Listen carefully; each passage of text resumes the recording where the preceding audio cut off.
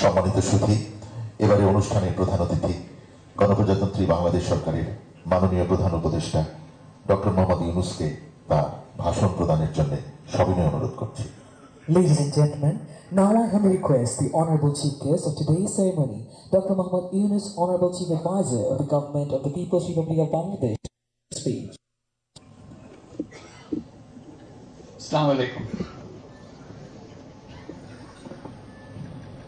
আমি অভিভূত, আমার বাক রুদ্ধ। আজকে এই অনুষ্ঠানে আমাদের জাতির কৃতি সন্তানদের এখানে পেয়ে, তাদেরকে সম্মাননা দেওয়ার সুযোগ পেয়ে আমরা সবাই আনন্দে আপ্লুত। সবাই তাদের জন্য একটু জোরে হাত তালি দিই সবাই।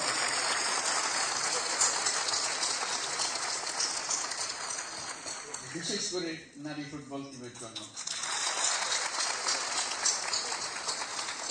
তারা আমাদের হৃদয়ে স্থায়ীভাবে আসন নিয়েছে, তারা আমাদের জাতিকে বিশেষভাবে উদ্বুদ্ধ করছে, সেজন্য আমরা তাদের প্রতি কৃতজ্ঞ।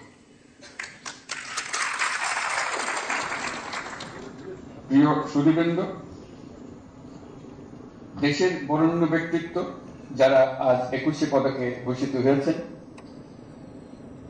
তাদেরকে দেশবাসীর পক্ষ থেকে অভিনন্দন জানাচ্ছি।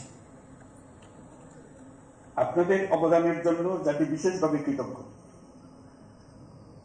আপনারা জাতির পথ প্রদর্শক। আপনাদের অবদানে উদ্বুদ্ধ হয়ে জাতির দৃঢ় বিশ্বাসে, জাতিপুঞ্জের মজলিসে ক্রমাগতভাবে উন্নততর অবস্থানে নিজেকে প্রতিষ্ঠিত করবে। গত বছরের 5ই আগস্ট ছাত্র শ্রমিক জনতার অভ্যুত্থানের মধ্য দিয়ে আমরা পেয়েছি এক নতুন বাংলাদেশ। এই বিজয়ের মধ্য দিয়ে সুযোগ এসছে এই নতুন বাংলাদেশ নির্মাণের। আজ এই পদক প্রদান অনুষ্ঠানে আমি গভীর শ্রদ্ধা করে স্মরণ করছি দেশমাতৃর জন্য বিভিন্ন লড়াই সংগ্রাম, 52 ভাষা আন্দোলন, 71-এর মহান মুক্তিযুদ্ধ এবং 24-এর গণ অভ্যুত্থানে যে সকল সাহসী ছাত্র শ্রমিক জনতা প্রাণ বিসর্জন দিয়েছেন এবং আহত হয়েছেন তাদের সকলকে। দেশের পরিবর্তিত পরিস্থিতিতে এবারের অমর একুশে নতুন তাৎপর্য নিয়ে আমাদের সামনে উপস্থিত হয়েছে। আমরা জানি 21শে ফেব্রুয়ারি আমাদের আত্মপরিচয়ের অবিনাশী স্মারক। আমাদের স্বাধিকার চেতনার প্রাণ প্রবাহ 21শে ফেব্রুয়ারি। 1952 সালের এই ফেব্রুয়ারি মাসেই রাষ্ট্রভাষা প্রশ্নে পাকিস্তানি শাসকদের চাপিয়ে দেওয়া অন্যায় সিদ্ধান্তের প্রতিবাদে রুখে দাঁড়িয়েছিল ছাত্র সমাজ। ঢাকার রাজপথে বুকে তাজা রক্ত ঢেলে বাংলা ভাষাকে রাষ্ট্রভাষা হিসেবে প্রতিষ্ঠিত করেছিল। এই ভাষা আন্দোলনের মধ্যে দিয়ে আমাদের স্বাধিকার চেতনার এক অবিশ্বাস্য জাগরণ সৃষ্টি হয়েছে। আমরা এখন অতীতের যে কোনো সময়ের চাইতে বেশি শক্তিশালী, উদ্যমী এবং সৃজনশীল। আমাদের তরুণ প্রজন্মের স্বপ্ন অতীতের যে কোনো প্রজন্মের স্বপ্নের চাইতে দুঃসাহসী। তারা যেমন নতুন বাংলাদেশ সৃষ্টি করতে চায়, তেমনি একই আত্মবিশ্বাসে নতুন পৃথিবীর সৃষ্টি করতে চায়।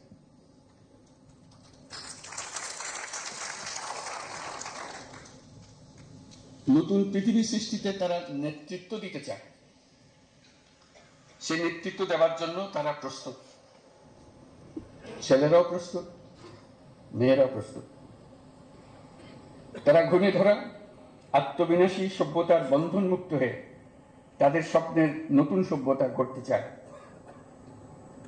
সেই সভ্যতার মূল লক্ষ্য থাকবে পৃথিবীর সকল সম্পদের উপর প্রতিটি মানুষের সমান অধিকার নিশ্চিত করা, প্রতিটি মানুষের স্বপ্ন দেখার এবং সেই স্বপ্ন বাস্তবায়নের সকল সুযোগ নিশ্চিত করা, মানুষের জীবনযাত্রাকে এমনভাবে গড়ে তোলা যাতে করে পৃথিবীর অস্তিত্ব কোনো রকমে বিঘ্নিত না হয়, এবং পৃথিবীর উপর বসবাসরত সকল প্রাণীর সুস্বাস্থ্য নিয়ে বেঁচে থাকা কোনো রকমে বিঘ্নিত না হয়।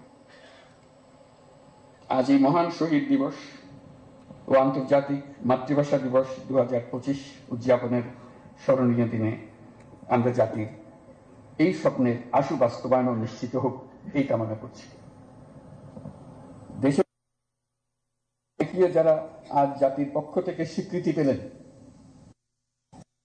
কৃতজ্ঞতা জানাচ্ছি এবং তাদেরকে আবারও অভিনন্দন জানাচ্ছি।